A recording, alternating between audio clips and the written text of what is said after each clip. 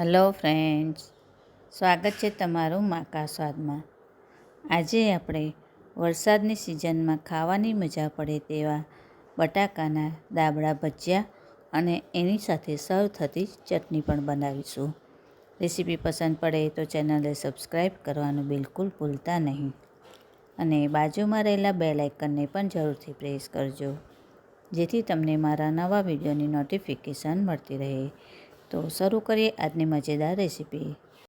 સૌથી પહેલાં આપણે ભજીયાનું સ્ટફિંગ બનાવી લઈશું. એના માટે મેં 1 ટેબલસ્પૂન લાલ મરચું, 3 કળી લસણ એકદમ ઓપ્શનલ છે, જો તમે ના ખાતા હોય તેને સ્કીપ પણ કરી શકો છો.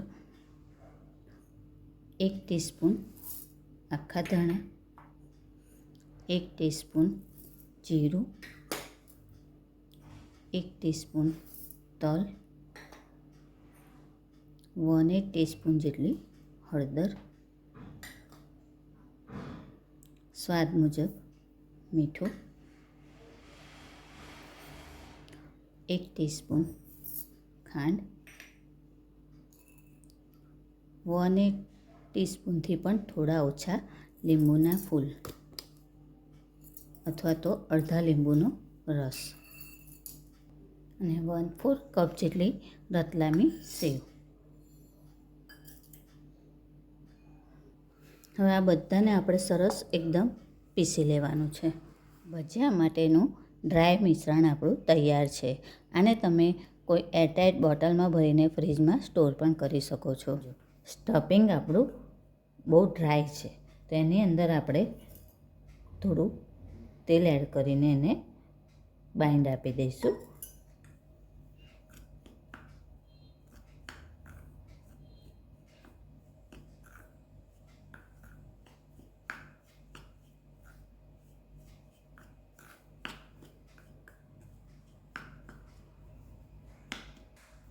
જો આપણું સ્ટફિંગ સરસ બાઇન્ડિંગ આવી ગયું છે.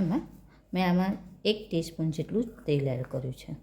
હવે આને આપણે સાઈડ ઉપર મૂકીશું. ભજીયા માટે મેં આ 2 મીડિયમ સાઇઝના બટાકા લીધા છે, એને આપણે છોલી કાઢીશું. મેં એને ધોઈ કાઢ્યા છે સરસ. આ રીતે બીજું બટાકું પણ આપણે છોલી લઈએ. હવે બંને બટાકા છોલાઈ ગયા પછી આવા સ્લાઇસરથી એની આપણે સ્લાઇસ પાડી દઈશું.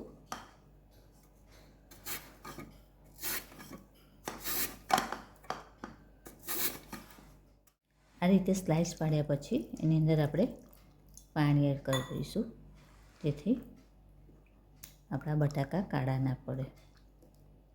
આ ભજીયાનો ખીરો બનાવવા માટે મેં આવા 1.5 બાઉલ બેસન લીધું છે. એની અંદર આપણે થોડું પાણી એડ કરીશું, લગભગ 1 બાઉલ જેટલું.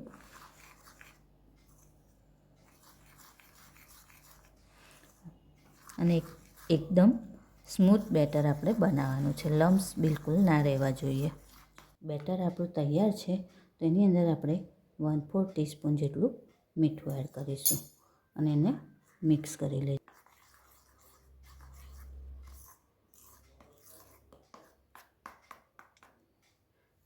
હવે આને ઢાંકીને આપણે 10 મિનિટ માટે રેસ્ટ આપીશું. સ્ટફિંગ થઈ જાય પછી સૌથી પહેલાં આપણે ભજીયા માટેની ચટણી બનાવી લેવાની છે.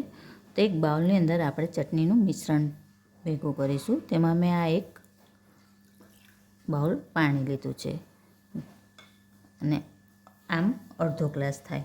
તો એની અંદર આપણે 1 ટીસ્પૂન બેસન એડ કરીશું, 1 ટીસ્પૂન લાલ મરચું, 1 ટીસ્પૂન જેટલી હળદર, 1/4 ટીસ્પૂન ધાણા જીરું પાવડર, 1 ટીસ્પૂન આમચૂર પાવડર, 1 ટીસ્પૂન ખાંડ, અડધી ટીસ્પૂન મીઠું. હવે આ બધું જ આપણે સરસ મિક્સ કરી લેવાનું.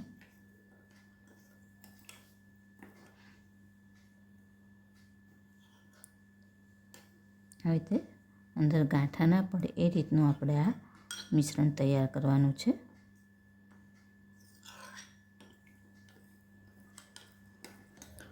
મિશ્રણ આપણું સરસ તૈયાર છે. તો હવે આપણે આની ચટણી બનાવી લઈએ. હવે આ ચટણીને આપણે ઉકાળવાની છે, એટલે આપણે એક આ વાસણમાં લઈ લઈશું.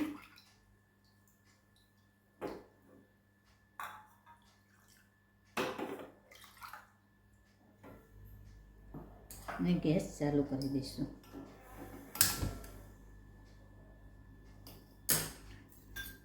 અને ગેસની ફ્લેમ સ્લો જ રાખીને અને આપણે ઘટ થાય ત્યાં સુધી હલાયા કરવાનું છે. નહીંતર નીચે આપણે એની અંદર ચણાનો લોટ એડ કર્યો છે તો એના ગાંઠા પડી જશે.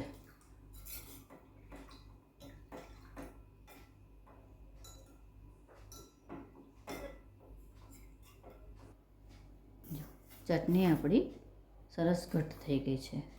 હવે આપણે ગેસની ફ્લેમ બંધ કરી દઈશું. હવે આપણે આ બટાકાની અંદર પહેલાં સ્ટફિંગ ભરી દઈએ.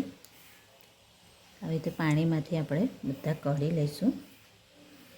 અને આવી રીતે પાણી બધું કાઢી લેવાનું છે.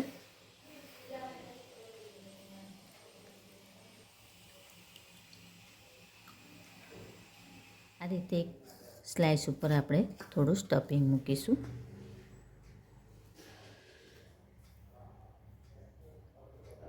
થોડું આવી રીતે સ્પ્રેડ કરી દેવાનું. અને ઉપર બીજી આવી રીતે સ્લાઇસ મૂકીને આવી રીતે થોડું દબાવી દેવાનું.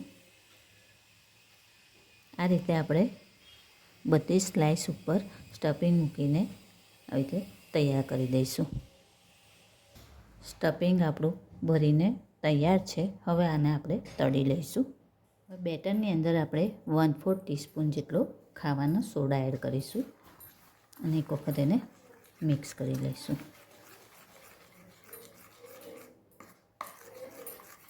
તળવા માટે તેલ થઈ ગયું છે. તો હવે આપણે બેસનમાં ડીપ કરીને બધા જ ભજીયા તળી લઈશું.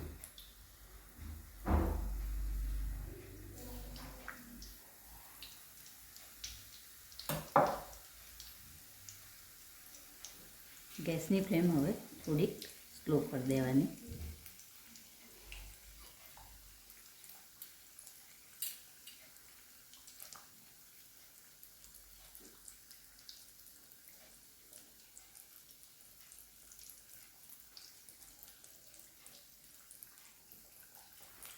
આવી રીતે ઉપર આવી જાય એટલે આપણે એને પલટાઈ દઈશું. અને બંને બાજુ એકદમ સરસ ક્રિસ્પી થાય ત્યાં સુધી એને તળીશું.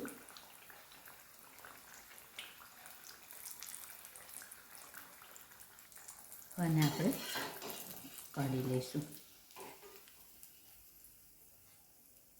થોડુંક આ રીતે એને રાખવાના ત્રાંસા, તો એની અંદર જે તેલ ભરાયું હશે એ નીકળી જશે.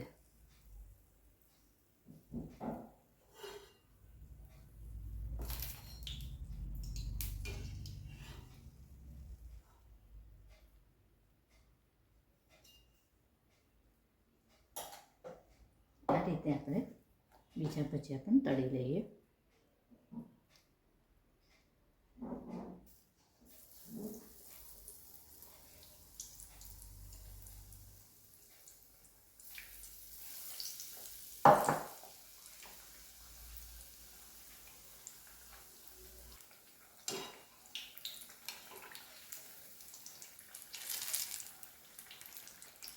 અને પણ આપણે કાઢી લઈશું. અને આ રીતે આપણે બીજા બધા ભજીયા તળી લઈશું. તૈયાર છે આપણા દાબડા ભજીયા. એને મેં એક ભજીયાને કટ પણ આવી રીતે કરી લીધું છે. તો ફ્રેન્ડ્સ, આવી જ બીજી અવનવી રેસીપી જોવા માટે મારી ચેનલને જોતા રહો, લાઈક અને શેર કરતા રહો. ચાલો ત્યારે ફરી મળીશું એક નવી રેસીપી સાથે. ત્યાં સુધી હેપી કુકિંગ. Thank you.